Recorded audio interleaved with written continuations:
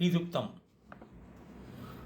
भस्मप्रिये भस्मिनी भस्महस्ते भस्मालये भस्मदलायदाक्षी विश्वप्रिये विश्वमनोनुकूले சோத்பாதமத்வம் மயி சந்நிதத்துவ. இதனுடைய அர்த்தத்தை பார்ப்போம்.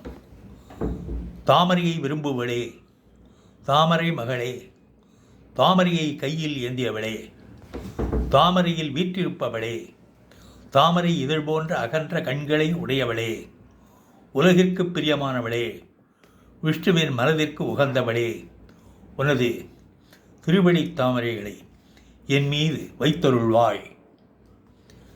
இந்த ஸ்லோகத்தை மீண்டும் ஒருவர் கூறுகிறேன்.